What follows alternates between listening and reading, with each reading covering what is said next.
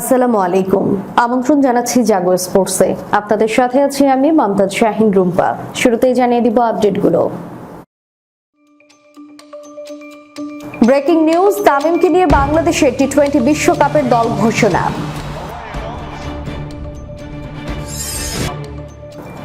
IPL থেকেই জালাল ইউনুসের মন্তব্যের পাল্টা জবাব দিলেন মুস্তাফিজ। টি-20 বিশ্বকাপ দলে নেই কোহলি, হার্দিক।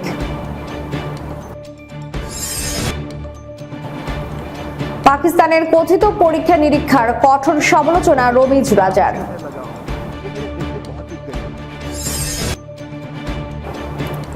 পাকিস্তানের বিশ্বকাপ দলে আমির ইমাদকে দেখতে চান ওয়াকার। শুনছিলেন শিরোনাম, এবারে বিস্তারিত।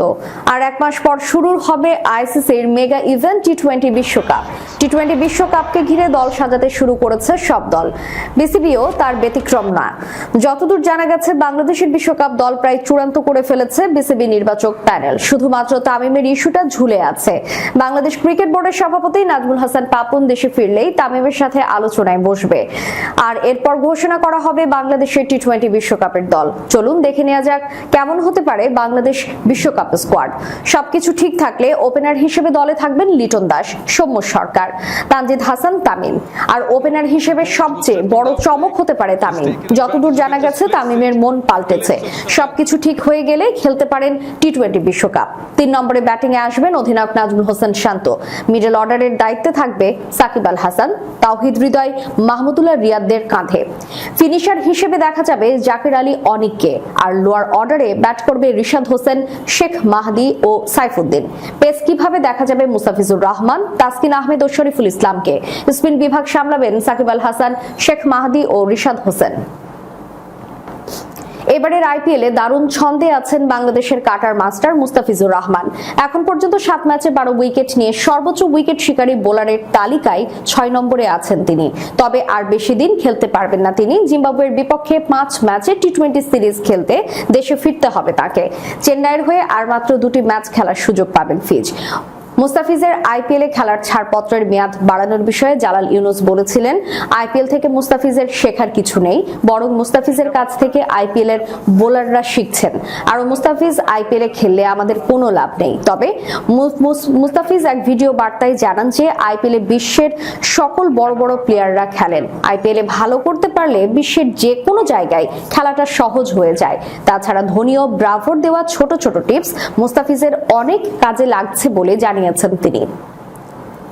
চলমান আইপিএলে দারুণ ছন্দে আছে ভারতের তারকা ব্যাটার বিরাট কোহলি।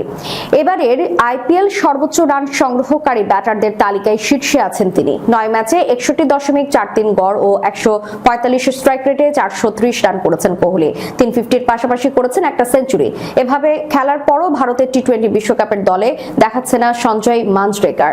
স্টার স্পোর্টসের সঙ্গে কাজ করেছেন জনপ্রিয় এই ধারাভাষ্যকার।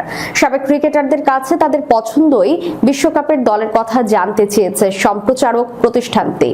সেটারই অংশ হিসেবে টি-20 বিশ্বকাপের জন্য নিজের পছন্দসই ভারতের 15 সদস্যের দল দিয়েছেন মাঞ্জরেকার। সেখানে কোহলিকে রাখেননি জনপ্রিয় এই ধারাভাষ্যকার। স্টার স্পোর্টসের 1.5 মিনিটের ভিডিওতে অবশ্য কোহলিকে না রাখার কোনো ব্যাখ্যা দেননি মাঞ্জরেকার। ভারতের সাবেক এই ক্রিকেটারের বিশ্বকাপ দলে ওপেনার হিসেবে আছেন অধিনায়ক রোহিত শর্মা এবং যশস্বী জয়সওয়াল। ব্যাকআপ ওপেনার হিসেবে তার পছন্দ লোকেশ রাহুলের, যদিও তাকে মিডল অর্ডারে খেলানোর পক্ষেও ভোট দিয়েছেন মাঞ্জরেকার। এদিকে ভারতের এই দলের সহ অধিনায়ক হিসেবেও রেখেছেন রাহুলকে। তিনি মাঞ্জরেকারের পছন্দ সঞ্জু স্যামসন। রাজস্থান রয়্যালসের হয়ে ছন্দেই রয়েছেন তিনি। এখন পর্যন্ত 8 ম্যাচ খেলে 3 হাফ সেঞ্চুরি করেছেন, 318 রান। 4-এ খেলেছেন মুম্বাই ইন্ডিয়ান্সের ব্যাটার সূর্যকুমার যাদব। 15 সদস্যের স্কোয়াডে স্পিনার হিসেবে রবীন্দ্র জাদেজার সঙ্গে রেখেছেন যুবেন্দ্র চাহাল এবং কুলদীপ যাদবকে। জাদেজাকে ব্যাকআপ দিতে রেখেছেন লখনৌ সুপার জায়ান্টসের ক্রুনাল পান্ডিয়াকে।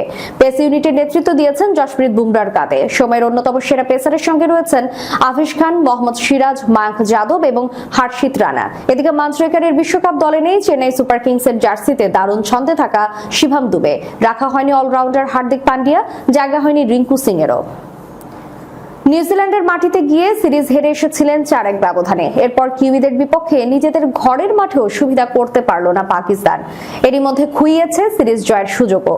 5 ম্যাচ সিরিজের চতুর্থ টি-20তে নিউজিল্যান্ডের কাছে হেরে সিরিজে 2-1 ব্যবধানে পিছিয়ে গেছে স্বাগতিক পাকিস্তান। সিরিজ খুইয়ে পাকিস্তান বড় জোর এখন যা করতে পারবে সেটা হলো 2-2 সমতা, নতুবা তাদেরকে গ্রহণ করতে হবে সিরিজ হারের তিক্ত স্বাদ। ঘরের মাঠে বাবর আজমদের এমন নাজুক অবস্থার জন্য তথাকথিত পরীক্ষা নিরীক্ষাকে দুষছেন সাবেক ক্রিকেটার ও পিসিবি চেয়ারম্যান রমিজ রাজা। তিনি বলেছেন, একই খেলোয়াড়কে দলে নেওয়া হয়েছে, কিন্তু তাদের পজিশন ও দলে তাদের ভূমিকা পরিবর্তন করা হয়েছে, ফলে কেউ তাদের পরিবর্তিত জায়গায় ভালো খেলেনি, যার কারণেই চতুর্থ টি-20 ম্যাচেও হেরেছে স্বাগতিকরা। নিজের ইউটিউব চ্যানেলে রমিজ রাজা বলেন, এখানে পরীক্ষা নিরীক্ষা চলছে, তথাকথিত পরীক্ষা। একই খেলোয়াড়দের দলে নেওয়া হয়েছে, শুধু তাদের পজিশন পরিবর্তন করা হয়েছে, কাউকে বেঞ্চে রাখা হয়েছে, আবার অন্যদের খেলার সুযোগ দেওয়া হয়েছে। রমিজ রাজা সাফ জানিয়ে দিয়েছেন, এখন ম্যাচ জয়ের দিকে মনোযোগ দিতে হবে পাকিস্তানকে। বেঞ্চের শক্তি পরীক্ষার সময় নয় এখন, এসব পরীক্ষা নিরীক্ষার কোনো যৌক্তিকতা খুঁজে পান না রমিজ। তিনি বলেন, এটা খুবই গুরুত্বপূর্ণ যে পাকিস্তান দলকে এখনই জয়ের দিকে মনোনিবেশ করতে হবে। তারা বেঞ্চের শক্তি পরীক্ষা করছে এমন অজুহাত দেওয়া যাবে না। তারা কিছু খেলোয়াড়ের দক্ষতা মূল্যায়ন করার চেষ্টা করছে, যে কারণে তারা তাদের নিম্নমানের পারফরমেন্সকে ন্যায্যতা দিচ্ছে। যদি আমরা ম্যাচ হেরে যাই, দয়া করে আমাদের সহ্য করুন। বৃহস্পতিবার রাতের ম্যাচে মাত্র 4 রানে হেরেছে পাকিস্তান। শেষ ওভারে দরকার ছিল 18 রান। সেখান থেকে দলকে জয় এনে দিতে পারেনি অবসর ভেঙে দলে ফেরা ইমাদ ওয়াসিম। নিউজিল্যান্ডের 178 রানের জবাবে পাকিস্তান থেমেছে 174 রানে। টি-20 বিশ্বকাপ শুরুর বেশি সময় বাকি নেই। 1 জুন যুক্তরাষ্ট্র আর ওয়েস্ট ইন্ডিজে বসবে এবারের আসর। তার আগে আগামী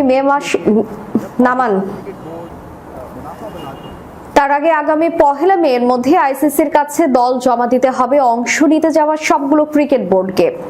গতবারের ফাইনালিস্ট পাকিস্তান এবার কেমন দল দিবে সেই নিয়ে আগ্রহ আছে সমর্থকদের। বিশেষ করে অবসর ভেঙে ফেরা 2 তারকা ক্রিকেটার মোহাম্মদ আমির ও ইমাদ ওয়াসিমকে বিশ্বকাপ দলে দেখা যাবে কিনা সেই নিয়ে হচ্ছে আলোচনা। পাকিস্তানের সাবেক ক্রিকেটার ও সাবেক কোচ ওয়াকার ইউনুস নিজের মতো একটি দল তৈরি করেছেন, যেখানে আমির ইমাদ দুজনকেই রেখেছেন তিনি। পেস বোলিং ইউনিটে আমিরের সঙ্গে রেখেছেন শাহিন আফ্রিদি ও নাসিম শাহকে। চোট কাটিয়ে ফিরলে স্কোয়াডে দেখতে চান হারিস রৌফকে। তবে চলমান নিউজিল্যান্ড সিরিজে খেলা আব্বাস আফ্রিদি এবং জামান খানকে রাখেননি ওয়াকার। অলরাউন্ডারদের ক্ষেত্রে ওয়াকার গুরুত্ব দিয়েছেন স্পিনে। শাদাব খান ও ইফতিকার আহমেদের সঙ্গে রেখেছেন ইমাদকে। ব্রিস্ট স্পিনের জন্য রেখেছেন আবরার আহমেদ ও উসামা মিরকে। ব্যাটিং বিভাগে ওয়াকার রেখেছেন সাইম আইয়ুব, ফখর জামান, আজম খান, ওসমান খানকে। রেখেছেন মোহাম্মদ রিজওয়ানকেও, যিনি চোটে পড়ে বাড়িয়েছেন পাকিস্তানের দুশ্চিন্তা। শেষ করার পূর্বে সংবাদ শিরোনামগুলো জানিয়ে দিব আরো একবার।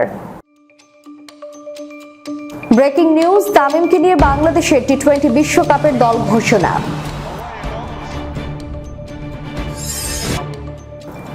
আইপিএল থেকেই জালাল ইউনুসের মন্তব্যের পাল্টা জবাব দিলেন মুস্তাফিজ। টি-20 বিশ্বকাপ দলে নেই কোহলি, হার্দিক।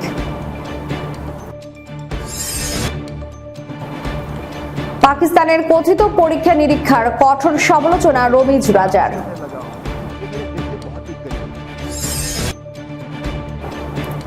পাকিস্তানের বিশ্বকাপ দলে আমির ইমাদকে দেখতে চান ওয়াকার। এতক্ষণ আমাদের সাথে থাকার জন্য ধন্যবাদ। আল্লাহ হাফেজ।